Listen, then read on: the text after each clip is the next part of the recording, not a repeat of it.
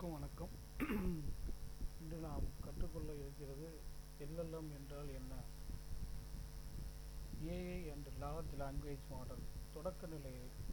இந்த சீரீஸில் நாம் தமிழில் எவ்வாறு LLM-ஐ கற்றுக்கொள்ளலாம். இந்த வீடியோ முடிவில் நீங்கள் என்ன கற்றுக்கொள்வீர்கள், ஏஐ என்றால் என்ன, ஜெனரேட்டிவ் ஏஐ என்றால் என்ன, எல்எம்எல் ஆகியவற்றின் வித்தியாசத்தை உங்களால் உணர முடியும். எல்எல்எம் எப்படி டெக்ஸ்டை புரிந்து கொண்டு பதில் உருவாக்குகின்றது, டோக்கன், கான்டெக்ஸ்ட் விண்டோ, பாராமீட்டர்ஸ் போன்ற அடிப்படைகள் என்னென்ன நாம் பயன்பாட்டில் உள்ளது, ப்ராம்ப்ட் என்றால் என்ன, ப்ராம்ப்ட் இன்ஜினியரிங் என்றால் என்ன, ஒரு நல்ல ப்ராம்ப்ட் எவ்வாறு எழுதுவது, எல்எல்எம்மின் பயன்பாடுகள், வரம்புகள் மற்றும் எதிர்காலம். AI, machine learning, deep learning, generative AI and LLM. Artificial intelligent, இயந்திர மனிதன் அறிவை போன்ற பணிகளை செய்வது. மிஷின் லேர்னிங், தரவிலிருந்து பேட்டர்ன்களை கற்றுக்கொள்வது. டீப் லேர்னிங், நியூரல் நெட்வொர்க் மூலம் சிக்கலான பேட்டர்ன்களை கற்றல். ஜெனரேட்டிவ் ஏஐ, புதிய டெக்ஸ்ட், இமேஜ், ஆடியோ, வீடியோ போன்றவை உருவாக்குதல். எல்எல்எம், மொழியை உருவாக்கவும் புரிந்து கொள்ளவும் பயன்படும் மிகப்பெரிய ஏஐ மாடல். ஏஐயில் இன்று நாம் பலவிதமான முன்னேற்றங்களை கண்டிருக்கிறோம். ஆர்டிஃபிஷியல் இன்டெலிஜென்ஸ் என்றால் அதற்குள் இருப்பது machine learning, neural network, deep learning, generative AI, large language model, agentic systems. இது எல்லாம் கலந்ததுதான் இன்று நாம் பயன்படுத்தும் ஏஐ. இந்த ஏஐயை எவ்வாறு நாம் நிர்வகிப்பது, எவ்வாறு உருவாக்குவது நம்முடைய பணிகளுக்காக. அதற்கு நாம் என்ன செய்ய வேண்டும் என்றால், எல்எல்எம் என்ற ஒரு லார்ஜ் லாங்குவேஜ் மாடலை பற்றி நமக்கு தெரிய வேண்டும். எல்எல்எம் என்றால் என்ன?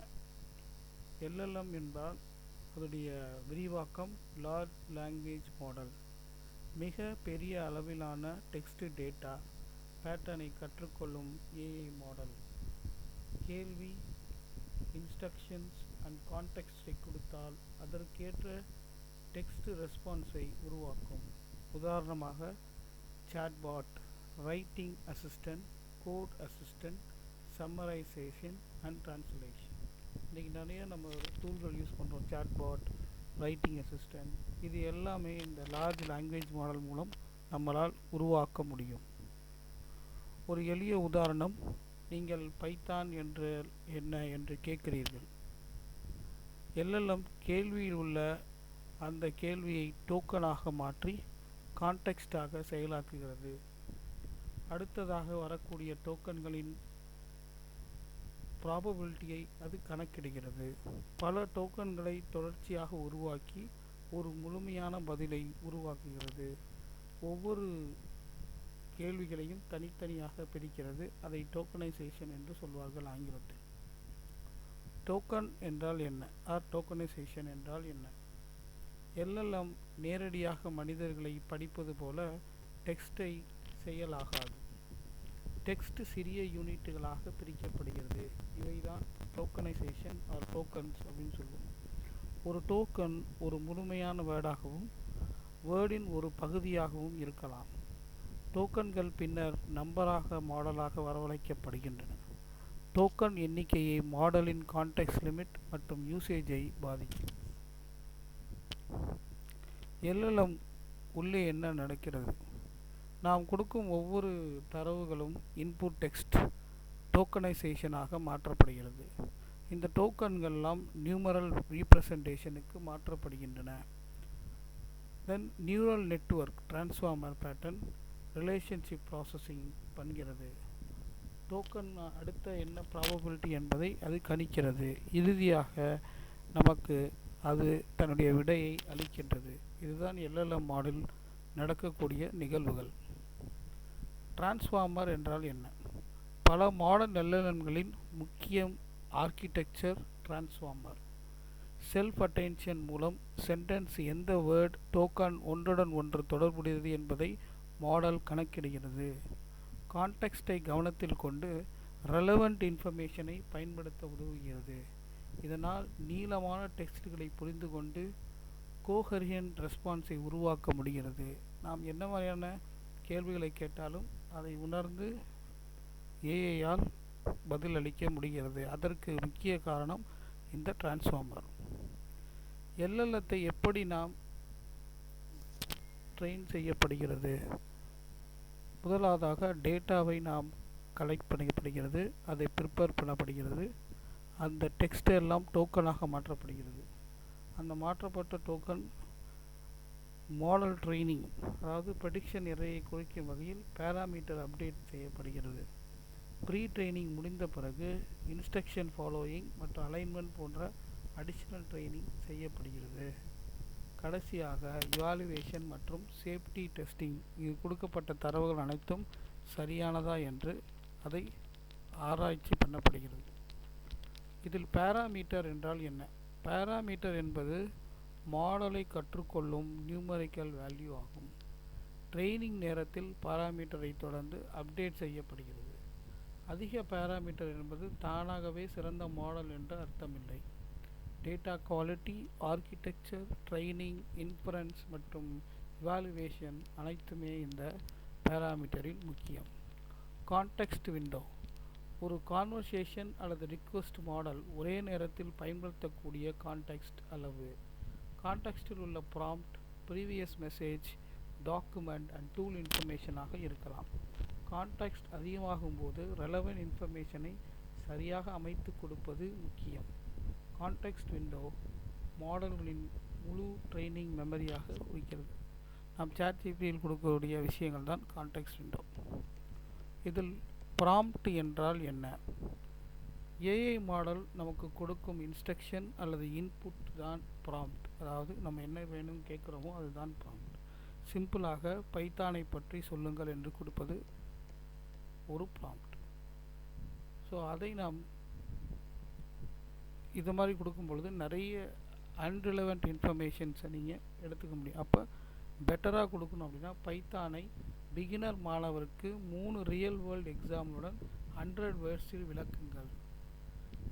So clear goal, context, constraint, output format with better result. So clear goal, இது யாருக்காக இந்த கேள்வியை நீங்கள் கேட்கிறீர்கள், அது என்ன கான்டெக்ஸ்டுக்காக கேட்கிறீர்கள், அதில் உள்ள கண்டிஷன் என்ன, அந்த அவுட்புட் எப்படி வரும், இந்த மாதிரியான ஒரு ப்ராம்ப்டை நாம் எழுதும் பொழுது நம் துல்லியமான விடைகளை நாம் ஏஐயிலிருந்து பெற முடியும். ஒரு நல்ல ப்ராம்ப்டின் ஃபார்முலா என்றால் என்ன? What is prompt? Good prompt. Role, நீங்கள் ஒரு பைத்தான் ஆசிரியர். டாஸ்க், லூப்பை விளக்குங்கள். கான்டெக்ஸ்ட், பிகினர் மாணவர்களுக்கு. Constrain, simple Tamil with 3 example. Format, table and short summary. So இந்த மாதிரி நம்ம கொடுக்கும் பொழுது நமக்கு ஒரு சரியான விடையை தரும். நீங்கள் ஒரு பைத்தான் ஆசிரியர், லூப்பை விளக்குங்கள், பிகினர் மாணவருக்கு, simple Tamil example, table format கொடுங்கள் என்று சொல்லும்போது நமக்கு கிடைக்கும். இந்த எல்எல்எம்மில் ஆசிலேஷன் என்றால் என்ன? சில நேரங்களில் எல்எல்எம் நம்பிக்கையுடன் தவறான தகவலை உருவாக்கலாம். இது ஹாசிலேஷன் என்று அழைக்கப்படுகிறது. காரணம் incomplete context, ambiguous questions, model limitation போன்றவை. முக்கியமான தகவல்களை சோர்ஸ் வெரிஃபிகேஷன் செய்ய வேண்டும். ஏஐ ஆன்சர் ஃபைனல் ட்ரூத் என்று கருதக்கூடாது. நம் ஏஐ என்ற அதில் எல்எல்எம்மில் ஆசிலேஷன் சில நேரங்களில் இருக்கலாம். எல்எல்எம் எங்கேயெல்லாம் பயன்படுத்தப்படுகிறது? இன்று எல்எல்எம் கண்டென்ட் ரைட்டிங் அண்ட் சம்மரைசேஷனில் பயன்படுத்தப்படுகிறது. கோட் அண்ட் டீபக்கிங் அசிஸ்டண்ட்டுக்கு பயன்படுத்தப்படுகிறது. டிரான்ஸ்லேஷன் லாங்குவேஜ் லேர்னுக்கு பயன்படுத்தப்படுகிறது. டேட்டா அனாலிசிஸ் மற்றும் ரிப்போர்ட் டிராஃப்ட் பண்ணுறதுக்கு பயன்படுத்தப்படுகிறது. எஜுகேஷன் மற்றும் பர்சனலைஸ் டியூட்டரிங்க்கு பயன்படுத்தப்படுகிறது. கஸ்டமர் சப்போர்ட் மற்றும் ஏஐ அசிஸ்டண்ட்டுகளுக்கும் இந்த எல்எல்எம் லார்ஜ் லாங்குவேஜ் மாடல் பயன்படுத்தப்படுகிறது. எல்எல்எம்க்கும் நாம் வாடிக்கையாக பயன்படுத்தக்கூடிய சர்ச் இன்ஜினுக்கும் என்ன வித்தியாசம்? சர்ச் இன்ஜின் என்பது இணையத்தில் உள்ள சோர்ஸ்களை கண்டுபிடிக்க உதவும். எல்எல்எம்ங்கிறது learned pattern and provide the context அடிப்படையில் ரெஸ்பான்ஸை உருவாக்கும். நமக்கு தேவையில்லாத தரவுகளை தராது. எல்எல்எம் சில நேரங்களில் வெப் ஆக்சஸ் ரெட்ரீவல் டூலுடன் இணைக்கப்படலாம். கரண்ட் ஃபேக்ட் தேவைப்பட்டால் சோர்ஸ் மற்றும் டேட்டாவை வெரிஃபை செய்வது நல்ல நடைமுறையாக கருதப்படுகிறது. RAG என்றால் என்ன? Retrieval Augmented Generation. முதலில் ரெலவெண்ட் இன்ஃபர்மேஷனை டாக்குமெண்ட் டேட்டாபேஸிலிருந்து ரெட்ரீவ் செய்கிறது. பிறகு அந்த கான்டெக்ஸ்ட்டை LLM கொடுத்த ஆன்சரை உருவாக்குகிறது. Company document, knowledge base, PDF question போன்ற அப்ளிகேஷனில் பயன்படுத்தப்படுகிறது. சாட்பாட் என்றெல்லாம் பயன்படுத்தலாம். LLMஇன் முக்கியமான வரம்புகள் என்ன? தவறான அல்லது அவுடேட்டட் இன்ஃபர்மேஷனை உருவாக்கலாம்.